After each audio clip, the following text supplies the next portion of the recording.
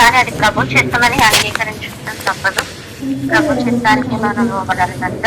కానీ ఆమె మనకు వెళ్తా కూడా మనకి ఏం నేర్పించారంటే ధైర్యాన్ని. అంటే మరణకరమైన వ్యాధి వచ్చినప్పటికీ కూడా అది నా ఆత్మ ఏమి చేయలేదు, ఏమి చేయలేదు. బ్రతుకుట క్రీస్తు కొరకు, చావైతే లాభం. బ్రతికిస్తే నీ సాక్షిగా ఉంటాను, నిన్ను ఇంకా ప్రకటిస్తాను ప్రభా అని తీర్మానం చేసుకుంటాను. ఇంకా నీ పరిచయం చేస్తాను, లేదంటే నీ దగ్గరకు త్వరగా స్వస్థానం, ఒక నిరీక్షణ మాటలు. నాకు ఈ వ్యాధి గట్టిగా ఇచ్చాడు దేవుడని తను చెప్పినప్పుడు నేను ఎంతో సంతోషించాను, దేవుని స్తుతించాను. అంటే ఏదైనా చిన్న టైఫాయిడ్ జ్వరం, డెంగ్యూ జ్వరం, ఏదైనా చిన్న వ్యాధి వస్తేనే మనకి ఎంతగా నేను నలిగిపోతున్నానో అనుకుంటాము. కానీ అంత పెద్ద పరిస్థితి శ్రమ ఆమె జీవితంలో అనుమతించినప్పుడు కాలు కూడా ఒకసారి ఆపరేషన్ చేసి ఆ వేలు తొలగించాలన్నప్పుడు కూడా ఆమె ఎంతగానో ధైర్యంగానే చెప్పారు. అప్పుడు కూడా ఎంతగానో బలంగానే ఆయన ఆపరేషన్ చేయించుకుని దేవుల్లో నిలబడ్డారు. ఇంకా అనేకమైన పరిచయం చేశారు. ఆయన మరి ఆపరేషన్ టైంలో కూడా మోకాళ్ళేసి ప్రార్థించారంటే అప్పుడు కూడా నేను ఎంతగానో బలపరిచారని ఆంటీ గారి వాట్సాప్ ఓపెన్ చేస్తే ఆఖరి మాట ఆంటీ గారు నాకు మెసేజ్ చేశారు. ఏంటంటే నాకు గుర్తుగా ఉండిపోయింది. ఏంటంటే అది నిఖితాకి మరి ఫస్ట్ క్లాస్ లో రావడానికి దేవుడు సహాయం చేశారని నేను మెసేజ్ పెడితే అమ్మ నిఖిత గాడ్ బ్లెస్ యు, నువ్వు ఇంకా దేవుడు పరిచర్య చేయాలి,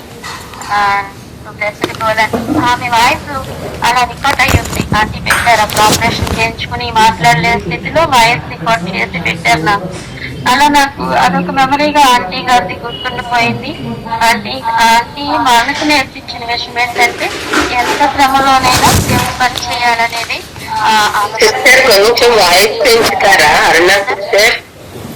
మీ వాయిస్ చాలా లోగా వినిపిస్తుంది. చాలా లోలో, క్లియర్ గానే ఉంది కానీ చాలా లోలో ఉంది.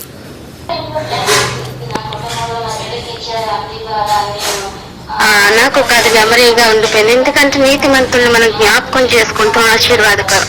మన అంటే ప్రార్థనా జీవితం, తన భక్తి జీవితం మనందరికీ కూడా ప్రోత్సహించేటట్లుగా, పురికొల్పేటట్లుగానే ప్రతి మాట చెప్పేవాళ్ళు. ఎవరిని కూడా కించపరచలేదు, కానీ హెచ్చరించేవాళ్ళు. అరే ఇలా చేయరా, ఇలా ఉండమ్మా, ఏం పర్లేదు, ధైర్యంగా ఉండు, ప్రభువే సహాయం చేస్తారని ఆమె ఎన్నో మాటలు చెప్పారు. నిజంగా ఆంటీ గారు చేసిన పరిచర్యను మరి దేవుడు మరి ఆమె సమయం ఆమెకి విశ్రాంతి ఇవ్వాలనుకున్నారు. ఇంకా అందుకే నాకు లాస్ట్ మంత్ వాగ్దానం కూడా ఆంటీ ఎంత త్వరగా స్వతంత్రించుకున్నారని నేను దేవుణ్ణి స్తుతించాను. అలంకరించబడిన రాజుగాని ఆమె కన్నులారా చూస్తానికి వెళ్ళిపోయింది. డైరెక్ట్ గా ప్రభువుతోటే ఉండటానికి వెళ్ళిపోయిందని నేను దేవుని ఎంతగానో స్తుతించాను. ఈ లోకంలో శరీరంలో ఉన్న శ్రమ నుంచి ఆమెకు విడుదలిచ్చి ఆయనతో సంతోషంగా గడపడానికి ఆంటీని తీసుకున్నారని నేను దేవుణ్ణి స్తుతించాను. బాధపడలేదు కానీ దేవుణ్ణి స్తుతించాను. మనకు నేర్పించిన మాట, కష్టంలో, శ్రమలో కూడా, అనారోగ్యంలో కూడా దేవుడు పని చేయటం ఆపకూడదని ఆంటీ ద్వారా నేను నేర్చుకున్నాను. Praise Lord sister.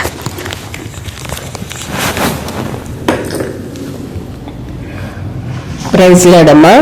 Thank you రా. ఓకే అమ్మా, థ్యాంక్ యూ రా Aruna. Hello, thank you aunty. Sisters అందరికి నా వందనాలు. రోజున ఆంటీ గారి గురించి నేను ఒక మాట చెప్తాను.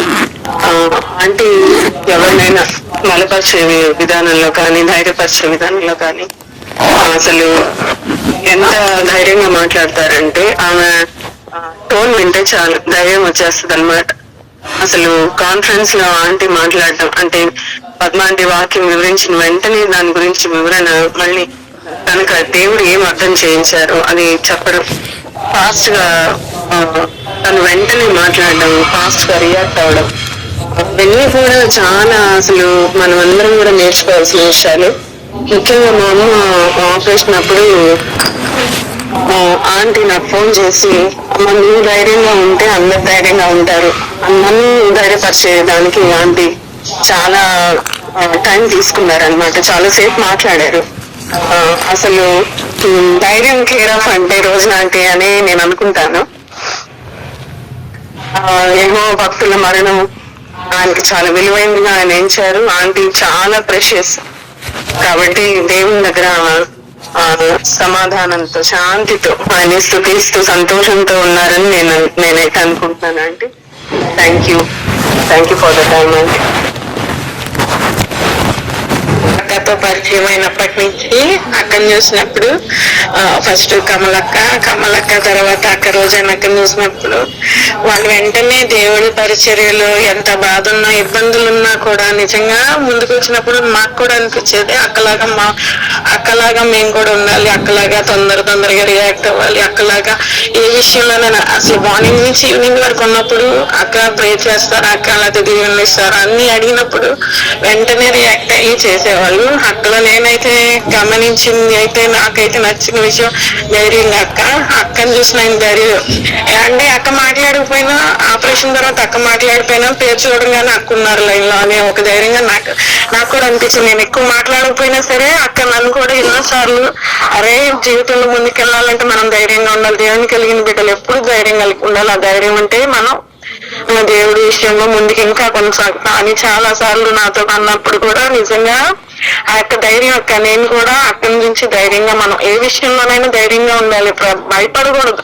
సిచ్యువేషన్స్ ఈ లోకంలో వస్తాయి, అందరికీ వస్తాయి, ఇంకా అవన్నీ మనం తట్టుకొని ముందుకు నడవాలి. అలాగే దేవుని పరిచర్యలో కూడా నేను ఎన్నోసార్లు పడిపోయినప్పుడు కూడా మళ్ళా వచ్చినప్పుడు చాలా సంతోషంగా ఉందా మనం వచ్చినప్పుడు అన్నప్పుడు నిజంగా అటువంటి ధైర్యంతో విశ్వాసం లెక్క తన పరుగు తుడుముట్టించుకున్నారు. మంచి పోరాటం పోరాడేదని ఒక మంచి వాగ్దానం పొందుకున్నారు. అటువంటి వాగ్దానం మనందరం కూడా పోరాడాలి, మంచిగా దేవుని బిడ్డలుగా ఒక మాదిరికరమైన జీవితాన్ని చూపించినప్పుడు వాళ్ళ ద్వారా మనం నేర్చుకుని దానిలో ముందుకుండాలని కూడా నేను ఎన్నోసార్లు పడిపోయినప్పుడు ఇవి నేర్చుకోవడానికి అక్కను చూసి నాకు కూడా అక్క మాటలు రోజు వినే మాటలు అవన్నీ గుర్తు పెట్టుకొని అక్కను చూసి ధైర్యంగా మనం కూడా దేవుని యొక్క పరిచర్యలు ముందుకెళ్ళాలని ఒక విశ్వాసంతో మనం కూడా ఎటువంటి పరిస్థితులు వచ్చినా అనారోగ్యాలు ఏంటి ఆర్థిక ఏదొచ్చినా కూడా నిలబడాలి అంతే దేవుని కోసం అక్కలాగా నిలబడి మన పని ఆయన చెప్పాం వరకు మనం మనం ఎక్కడి వరకు మనం నడిపిస్తారు అక్కడి వరకు మనం అంతవరకు ఆయన సన్నిధిలో న్యాయంగా యథార్థంగా ఉండాలని నాకు కూడా అక్కను చూసి చాలా ధైర్యం తెచ్చుకున్నాం అక్క. నిజంగా అక్కని దేవుడు ఆమె దగ్గర ఉంచుకున్నారు, అది చాలా సంతోషం అనిపించింది. ఫస్ట్ దుఃఖం వచ్చినా కూడా దేవుడి సన్నిధులు దేవుని దగ్గర ఉంది అక్క, మనం ఎప్పటికైనా చూస్తాము రోజానక్కని కమలక్కని అని ఒక విశ్వాసంతో నిరీక్షణ కలిగి ఉండాలని నాకు అర్థమైంది. రైతులాడు దేవాదేవానికి వందనాలు, కూడి వచ్చిన సిస్టర్స్ అందరికి కూడా వందనాలు. మరి రోజనా గారితో నాకున్న అనుబంధం ఏంటంటే ఇలా డేరు అంటే నువ్వు చెయ్యాలి, ఖచ్చితంగా నువ్వు చేస్తావు, నువ్వు మాట్లాడు ముందు అని చెప్పేసి చాలా ముందుకు నడిపించారు.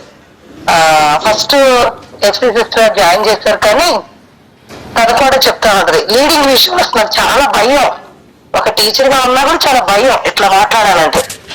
కానీ నిజంగా లీడింగ్ పెట్టినప్పుడు అమ్మో సిస్టర్ గారని నేను తర్వాత ఫోన్ చేశాను సిస్టర్ గారికి, అమ్మో నేను చేయనండి అంటే లేదు నువ్వు చేస్తావు అంతే అని చెప్పేసి పెట్టేశారు ఫోను.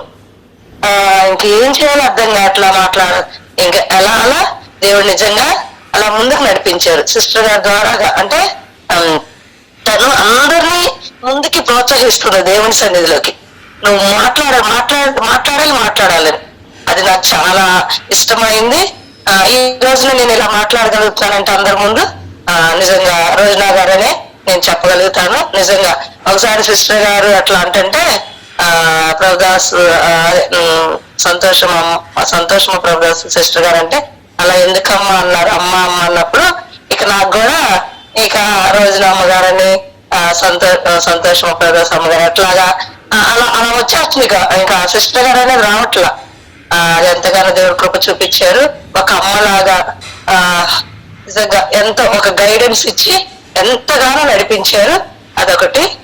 మరి ఎస్ఆర్ పెన్షన్కి వచ్చిన తర్వాత రక్షణ ప్రార్థనలో చాలా నేను కూడా అప్పుడు జాయిన్ అయ్యేదాన్ని, చాలా భారం కలిగి ప్రార్థన చేస్తున్నారు రోజనా గారు. శశి రమేష్ గారికి రక్షణ రావాలి, పిల్లలకు రక్షణ కావాలి అని చెప్పేసి ఎంతో భారంగా చేస్తున్నప్పుడు నిజంగా నా భర్త రక్షింపబడ్డారు. నిజంగా అది నేనైతే చాలా సంతోషించాను. నిజంగా ఇటు రీతిగా దినదినము ఇలాగ రక్షణ ప్రార్థన జరుగుతూ ప్రతి రోజు పేర్లెత్తి ప్రార్థన చేయటం అనేది ఎక్కడ లేదు. నేను కూడా చేసేదాన్ని కాదు. కొన్నాళ్ళు చేసి నా భర్త కోసం కొన్నాళ్ళు బాధేశా. కానీ ఎస్తేర్ ప్రేయర్స్లో ప్రతి దినము ఆ రక్షణ ప్రార్థనలో పేర్లెత్తి ప్రార్థన చేయటం అనేది చాలా గొప్ప విషయం. అందువల్ల నేను నా భర్త రక్షింపబడ్డాను నేనైతే నమ్ముచున్నాను, గట్టిగా నమ్ముచున్నాను. ఎందుకంటే దేవుడు అంతగా కృప చూపించి రక్షణ మార్గాన్ని నా భర్తకి ఇచ్చారు, ఆ ద్వారాన్ని తెరిచారు. మనం దేవుని స్థుతిస్తున్నాను. అమ్మకి ఎంతైనా రుణస్థలమే. ఎందుకంటే అంత పరిచర్య చేస్తారు. నిజంగా పరిచర్లో ఉంటూనే లాస్ట్ ఇంకా ఈ నైట్ కి అదే లెవెల్స్ డౌన్ అవుతున్నాయి. ముందు రోజే మనకి అట్లా అదే కాన్ఫరెన్స్ లోకి వచ్చి అడ్మిట్ చేసి ఆ గురించి ప్రార్థన చేయండి. మనం అసలు ఎంత ఆ మాట కూడా విన్నాం. అంటే ఆమె చనిపోయేంత వరకు కూడా దేవుని పరిచర్యలో ఉందనేది మనం అందరూ విశ్వసిస్తున్నాం. నేను కూడా అంటే నిజంగా అందరూ అంత ఇదిగా ఉండరు, కానీ దేవుడు మరి వాళ్ళని ఏర్పాటు చేసుకొని మరి ఆ పరిచర్లో ఉండటం అనేది, పరిచర్లో ఉండి తీసుకెళ్ళటం అనేది దేవునికి ఇష్టమైంది. నిజంగా అన్న ఒక తోటలో ఫ్లవర్స్ అన్నీ ఉంటాయి కదా, చెట్లు, కానీ ఆయనకి ఇష్టమైన ఫ్లవర్ నే దేవుడు తీసుకుంటాడు కదా, తీసుకుంటారు. అలాగనే ఆయనకి ఇష్టమైంది దేవుడు రోజనమ్మ గారిని తీసుకెళ్ళటం ఆయనకి ఇష్టమైంది. కాబట్టి ఒకనొక దినాన్ని మనం కూడా విశ్వాసం కలిగి నిరీక్షణ కలిగి మనం చూస్తామనేది ఒక గట్టి విశ్వాసము, నమ్మకము. నిజంగా ఉన్నారు వాళ్ళు, అక్కడ ఉన్నారు, పరలోక రాజ్యంలో వాళ్ళు ఉన్నారు అని చెప్పేసి ఒక విశ్వాసం నిరీక్షణ మనలో కూడా దేవుడు ఇచ్చారు. దాన్ని బట్టి నేను ఎంతగానో స్తుతిస్తున్నాను. అలాగనే ఒకరోజు వాక్యం నాకు లీడింగ్ ఇచ్చినప్పుడు వాక్యం అది నేను చెప్పాను కదా, సిస్టర్ తీసుకోండి అంటే రోజనమ్మ గారు ఏమన్నా తెలుసా, ఫస్ట్ నువ్వు మాట్లాడు, ఆ తర్వాత నేను అన్నాను రోజనమ్మ గారు మీరు మాట్లాడండి అంటే, లేదు నువ్వు ముందు మాట్లాడు, నేను తర్వాత మాట్లాడుతా అన్నారు. నేనేం మాట్లాడినా నాకు అంతగా తెలియదు అమ్మా, నాకు తెలియదమ్మా, మీరు ముందు మాట్లాడినంటే కాదు మీరు నోరు తెరవండి దేవుడు నింపుతాడు మాటలు అని చెప్పేసి అని నిజంగా చాలా ప్రోత్సహించారు. మాటల్లో చెప్పలేము, ఎందుకంటే ప్రతి దినము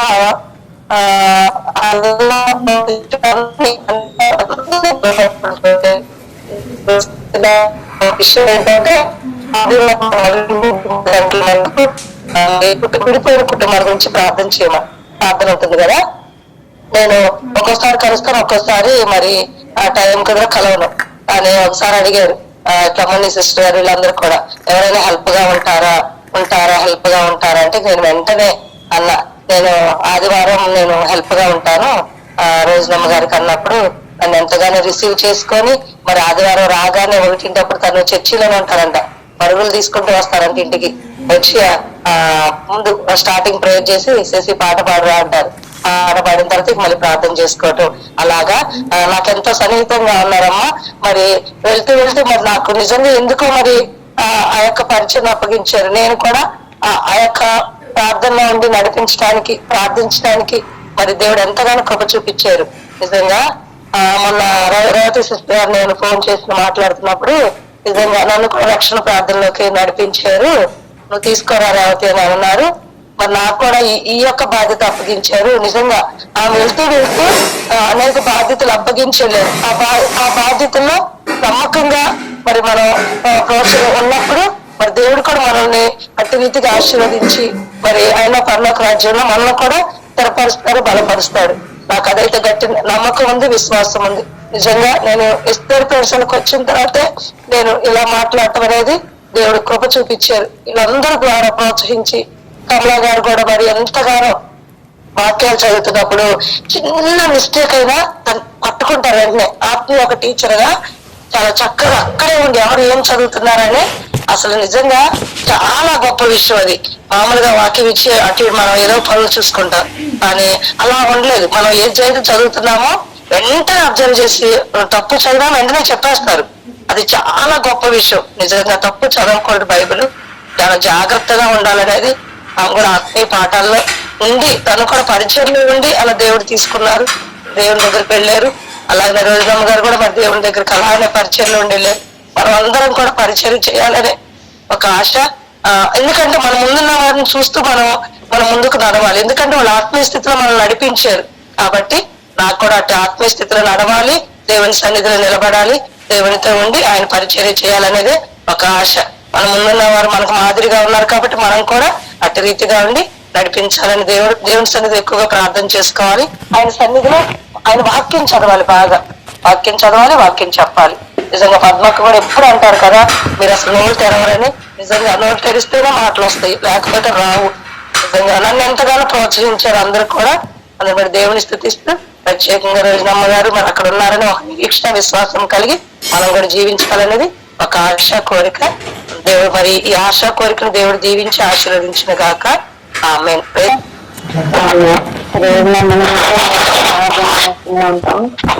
ఆయన చెప్పా ఉన్నది అమ్మ క్రిటికల్ గా ఉన్నది అని చెప్పి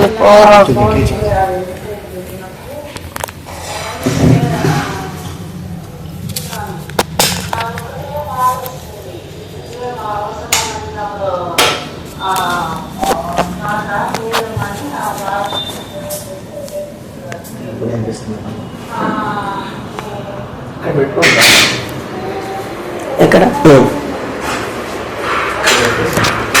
సాయంత్రం అయ్యేసరికి 8 కల్లా రక్షణ ప్రార్థనలో బాగా మేమైతే ఆమెతో మా కుటుంబాలు ఆరోగ్యాన్ని ఇద్దరు కలిసి బాగా పాడతారు. ఏదైనా మాట్లాడేటప్పుడు అంటే వాక్యం అంతగా డిఫరెన్స్ తెలియకున్నప్పుడు నువ్వు అమ్మ అంత చిన్న చిన్న ముద్దు మాటలు మాకు బాగుంటాయి అమ్మ. దేవుడి మాటలు మాట్లాడమ్మని ఎంకరేజ్మెంట్ చేయడం. ఆ రోజునమ్మను స్టార్టింగ్ జాయిన్ అవ్వగానే ఈ రోజునమ్మను చూడాలి పద్మమ్మ నెక్స్ట్ రోజునమ్మ చూడాలని చెప్పి ఆశతోటి అలా ఉండిపోయాను. నేనైతే రోజు దూరం నుంచి చూశాను, తర్వాత పలకరించాను. ఇక ఒక అమ్మలా నాకైతే ఒక అమ్మలా నేను తీసుకున్నాను సిస్టర్స్. నేనైతే ఒక అమ్మలా నేను నా కుటుంబంలో అమ్మ సిస్టర్ అనేకంటే నాకు అమ్మ అంటే దగ్గరగా ఉంటుందని అని చెప్పి ఇక రోజునమ్మ ఎప్పుడైతే మరి మరణించిందని చెప్పి అమ్మ పుట్టిందో అప్పుడు ఒక షాక్లో అయితే వెళ్ళిపోయాను నేను కాన్ఫరెన్స్ లోకి. అప్పుడు సువర్ణ సిస్టర్ వాళ్ళందరూ ప్రార్థన చేస్తున్నాను అమ్మను మీకు పది చనిపోయిందని చెప్పి పైకి నేను ఇంకా అమ్మ కోరుకుందేమో మాట్లాడిందేమో పద్మమ్మ వెళ్ళినాక ఏం చెప్తారు అని చెప్పి ఎదురు చూస్తే నేను ప్రేయర్ రిక్వెస్ట్ పెడతారేమని చూస్తూనే ఉన్నా. ఇప్పుడు పర్వాలేదమ్మా అని చెప్తారేమో నేను వెయిట్ చేస్తూనే ఉన్నా. ఇంకా అమ్మ ఎప్పుడైతే అలా పెట్టిందో ఇంకా నేను కాన్ఫరెన్స్ జాయిన్ అయ్యి రోజునమ్మ చనిపోయిందంట సిస్టర్స్ అని అన్నా. ఇంకా ఆ ఊపిరి అనేది నేనైతే ఇంకా ఆ గుండె అనేది నాకు ఇంకా స్టక్ అయిపోయిందండి. అలా ఏడుపు ఇంకా ఏడుపు చేర్చి ఎంతంటే అంత స్టక్ అయిపోయింది. ఇక నాకు తెలియకుండానే వెళ్ళి చూడాలి రోజునమ్మని చూడాలి అని చెప్పి మా వారికి ఫోన్ చేశాను. ఎప్పుడు 6 చేశాను ఫోన్ చేసి అన్నీ నేను వెళ్తానండి రోజునమ్మని చూడటానికి అని అన్నా. అసలు ఏం మాట్లాడుతున్నావు నువ్వు ఎక్కడ మనకి ఎప్పుడు ఎవరి ప్రదేశం అది అసలు ఏం మాట్లాడుతున్నావు అన్నాను. లేదండి నేను వెళ్తానని చెప్పాను. నేను వెళ్ళాలనిపిస్తుంది రోజునమ్మని చూడాలని. ఆమె ప్రార్థన మనకి ఎంతో ఉపయోగపడింది. రక్షణ ప్రార్థన, అవసరం బాప్తిసం తీసుకోవటం, నీ ఉద్యోగం గురించి ప్రార్థన చేశారు. వద్దండి నేను వెళ్ళాలి, నేను చూడాలి అని చెప్పి అన్నప్పుడు మీ ఇష్టం అయితే అది జాగ్రత్తగా వెళ్ళాలి. చాలా బస్కి అయితే 7 hours జర్నీ, ట్రైన్కి అయితే 5 hours, రాని పోను 10 hours. ఇక ఒంటరిగా వెళ్ళాలి. ఒంటరని నాకు లేదు. అసలు ఎంత ధైర్యం వచ్చిందంటే నేను ఎప్పుడెప్పుడు రోజునమ్మని చూడాలని అన్న ఆశతోటి నేను ఇంకా మా వారిని ఇష్టం ఆరాధ్య చెప్పేసరికి ఆరాధ్య ఏడుస్తూ ఇంకా 8:30కి వచ్చింది ఇంటికి. 8:30కి వచ్చి ఏడుస్తూ అదేంటి మమ్మీ అదేని అనుకుంటా మమ్మీ నాకు ఈ ఒక 5 days లో నాకు కాల్ వచ్చింది. రోజునమ్మ చనిపోయినట్టు నువ్వు వెళ్ళినట్టుగానే వచ్చింది మమ్మీ నాకు. అక్కడ ఎవరెవరో ఉన్నారు అని చెప్పి అప్పుడు చెప్పింది. అదేం ఆరాధ్య ముందు చెప్పాలి కదా నువ్వు అని అంటే నాకు చెప్పటం రాలేదు మమ్మీ అని అనింది. ఇంకా ఆ పాపం నేర్చుకుంటా ఇంకా 11:30 దాకా నిద్రపోలేదండి పాప అయితే. 11:30 దాకా నిద్రపోకుండా అన్నంగా ఆరాధ్య అన్నం తిని అలిసిపోయి వచ్చింది. అన్నం తినాలి అని తినలేదు. లేదు మళ్ళీ అవుతుంది. మళ్ళీ అవుతుంటే చెప్తుంటే కొంచెం జరిగినట్టు అంటే పిల్లలుగానే ఆ రోజు నమ్మకం ఇష్టమైపోయాడు అనిపిస్తుంది. కానీ అది నేనైతే తీసుకోలేము. మరి రక్షణ ప్రయత్నాలు ఎక్కువ ఉంటాను. రక్షణ ప్రయత్నం మరి ఇస్తే దాని శిష్యులు గారు మరి తీసుకోరా తీసుకుంటాను. నేను ఎదురు చూశాను. 3 నెలలు తొందరగా కోరుకున్నాను. ఎప్పుడు వినాలా అని చెప్పి ఇక ఎప్పుడైతే చనిపోయిందన్నారు. ఇంకా రోజు మాట వినలేనా అని చెప్పింది. అసలు ఇంకా ఆ డిప్రెషన్ అనేది వెళ్ళిపోయాను సిస్టర్. నేను ఇంకా చూడాలని చెప్పి వెళ్ళిపోయి ఇంకా పడుకునేసరికి 1 అవ్వండి. నేను పడుకునేసరికి నిజంగా ఇంకా మళ్ళీ 3 o'clock నాకు అని చెప్పాను. ఏంటంటే ఇంక మళ్ళీ అంటే గంటలో వేయాలి నేను నిద్ర. ఇక పడుకున్నాను. గంట ప్రతిరోజు 1 నైట్ ఆయన వచ్చేసరికి. కానీ ఇక స్థితులు ఒక గంటే అట్లా కళ్ళు మూసుకున్నాను. మళ్ళా స్థితులు అలా పెట్టుకుని మళ్ళీ తీసుకుని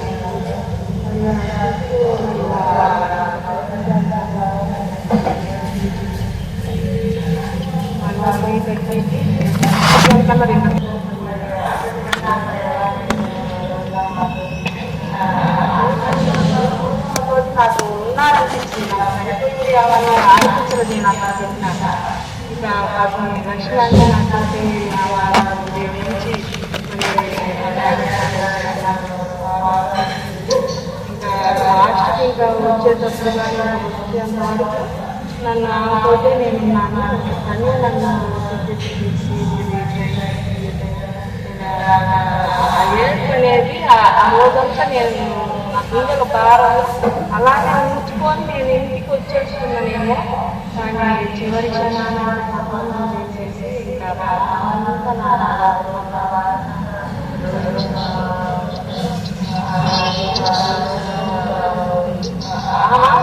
ఉన్నదనుకుంటున్నాను. నేను ఇంకా చనిపోలేదు. రోజు నన్ను కొట్టే కదా నేను ఆయన ఆ ఏరియాలంతా తిరుగుతున్నాను. అసలు నేనే మైండ్ అంతా స్ట్రెస్ అయిపోయింది. నాకైతే కళ్ళు తిరిగి పడిపోతానే అనుకున్నాను. అంటే గుండెల్లో బాగా ఇంకా లేదు ఆ రోజు నమ్మ నా మైండ్ అలా మైండ్తో నేను రాకూడదని దేవుడు నాకు విడుదల ఇచ్చేసి నేను పద్మను ఫోన్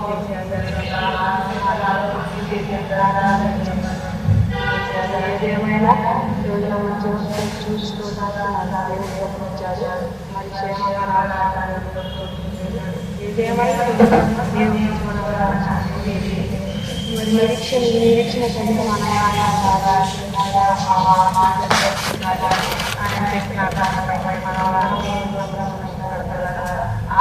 ఆమె ఎలాంటి మాట వేసిందో మనం కానీ అలా జీవించాలని సాక్ష్యాన్ని దేవుడు జీవించేస్తారు. ఇట్లా చేరొచ్చిన మీ అందరికీ కూడా ప్రత్యేకమైన వందనాలండి. మరి రోజు నమ్మగారు ఇప్పుడు కన్నా అది కనిపిస్తూ ఉంటుంటే మనకు చాలా ఆనందంగా అనిపిస్తూ ఉంది. మరి తీసుకోవడం చాలా కష్టంగా ఉంది, భరించడం చాలా కష్టంగా ఉంది. కానీ తను ఏదైతే మార్గాన్ని చూపించి వెళ్ళిందో ఆ మార్గాన్ని అంతటినీ కూడా మనం కూడా తను పోరాడుతూనే ఉంది. తన ఈ లోకానికి ఎందుకుందో, ఈ లోకంలో ఎందుకుందో ప్రతి క్షణము ప్రతి నిమిషం కూడా పోరాడుతూనే ఉంది. మరి నాకైతే మరి నేను వెళ్ళినప్పుడు కూడా అదే మాట చెప్పింది, నాతో కూడా అదే మాట చెప్పింది. ప్రతి ఒక్కరికి తనకి ఎస్తేర్ ప్రేయర్ అంటే ఎంత ఇష్టం అంటే ప్రతి మాటని ప్రతి ఒక్కరి గురించి మరీ పర్టికులర్ గా అడుగుతూనే ఉంది. వీళ్ళు ఎలా ఉన్నారమ్మా, వాళ్ళు ఏం చేస్తున్నారమ్మా, వాళ్ళు వస్తున్నారమ్మా అని అడుగుతూనే ఉంది. అమ్మా నేను యానివర్సరీ అంతా 2 సార్లు చూసానమ్మా, చాలా ఆనందం అనిపించిందమ్మా అని చాలా విషయాలు మాట్లాడిందండి.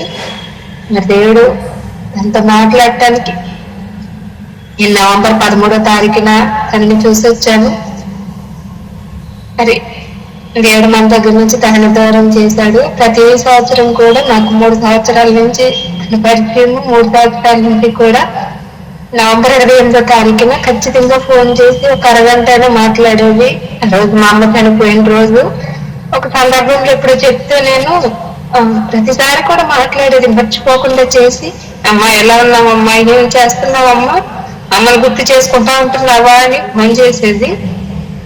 కానీ నవంబర్ 28వ తారీఖున తన ఫోన్ రాలేదు. నవంబర్ 29వ తారీఖున రోజు నమ్మకం మనల్ని విడిచి వెళ్ళిపోయాడు. అది నాకు చాలా అంటే చాలా వేదనను మిగిల్చింది. ఎందుకంటే నవంబర్ 28వ తారీఖున తన ఫోన్ రాలేదని ఒక రకంగా చాలా బాధపడ్డాను.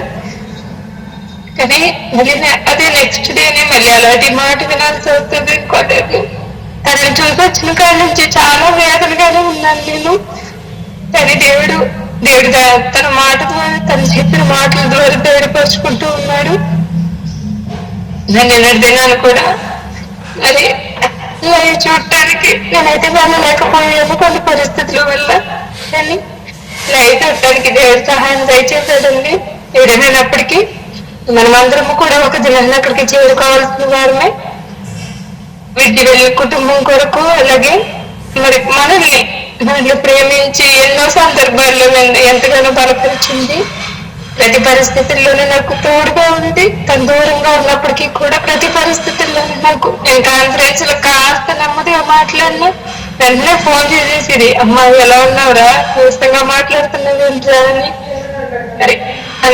ప్రతి పరిస్థితిలోనే నా బాగోగులు చూసుకుంటూ నన్ను వెళ్ళినట్టు ఉన్నట్టే ఉంది.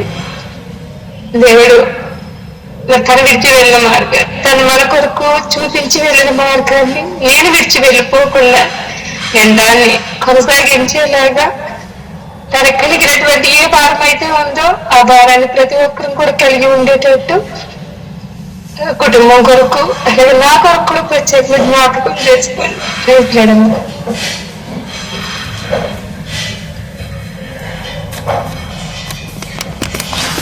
ముగ్గురు బిడ్డలని తండ్రి, కానీ ఇక్కడ మనం అందరినీ కూడా బలపరచడానికి ఆ ఒక శ్రేష్టమైన తల్లిగా నిలబడింది.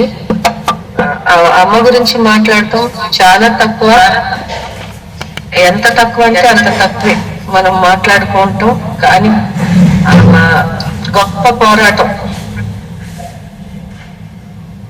పూజమ్మ విషయంలోనే కానీ, నా స్కూల్ టైమింగ్ లోనే కానీ నాకు ప్రతి క్షణం ఫోన్ చేసేది. స్కూల్కి వెళ్ళనమ్మా అన్నప్పుడు నాకు ఫోన్ చేసి, అమ్మ నువ్వు అక్కడ సవాల్గా ఉండాలిరా, ఒక క్రైస్తవుల్ని మనం చూపించాలి కానీ అక్కడ పరిస్థితులు బట్టి నువ్వు వెనక చెందకూడదు, అలా అనుకుంటే నాకు చాలా పరిస్థితులు వచ్చినాయిరా అని అన్ని విషయాల్లో నన్ను బలపరిచేది. ఒక్క విషయం అని కాదు కానీ అన్ని విషయాల్లో. మొన్న రాత్రి వెళ్ళినప్పుడు కూడా అనిత మీ అక్క పూజను పంపించిందమ్మా అని కూడా అడిగిందట. నాకు ఎంత సంతోషం అనిపించిందంటే, నిజంగా అమ్మ కంది ముగ్గురిని, భౌతికంగా కంది ముగ్గురిని, కానీ అందరి మధ్యలో నిలబడిపోయింది. ఇప్పుడు పద్మమ్మ అన్నట్లు ఆమె చేయాల్సిన పనులన్నీ కూడా మనం అందరం చేస్తా ఉంటే ఆమెను మనం ప్రత్యక్షంగా చూపించిన వారంగానే ఉంటాము, మనకి మన బిడ్డలకి. ఇంకొక విషయం ఏంటంటే, అనారోగ్యంలో ఉన్నా కానీ పోయిన సంవత్సరం వాళ్ళ మనవరాలు దూరం నుంచి వచ్చిన పిల్లకి అసలు బాగాలేదన్న కాళ్ళు నొప్పులు ముందు రోజు నాకు ఫోన్ చేసింది. అమ్మ ఎందుకు నేను మెసేజ్ కోసం ఫోన్ చేసి SFJలో మెసేజ్ కోసం ఫోన్ చేస్తే, అచ్చరికి వెళ్ళొచ్చాను, అమ్మ ఊర్లోకి వెళ్ళొచ్చాను, నాకు కాళ్ళు అస్సలు సహకరించట్లేదమ్మా అని. అమ్మ మెసేజ్ తీసుకుంటున్నా, సరే వద్దులేమ్మా. నాకు ఎంత మంచి రోల్ మోడల్, ఒక తల్లి, ఒక శ్రేష్టమైన తల్లి. నాన్నగారి విషయంలో కూడా ఎంత కంగారు పడిందంటే అంత కంగారు పడ్డారు. కానీ నాన్నగారికి మంచి ధైర్యం ఇచ్చి ఆయన రక్షణ కొరకు పోరాడింది. కుటుంబంలో అనేక విషయాల్లో పోరాడి మనలందరినీ కూడా బలపరుస్తూ మరి అన్ని విషయాల్లో తను జయం పొందింది. తన ఆత్మ దేవుడి దగ్గరికి వెళ్ళిపోయింది, ఖచ్చితంగా వెళ్ళింది. మనం అందరం కూడా ఒక రోజు ఆమెను కలుసుకుంటాము.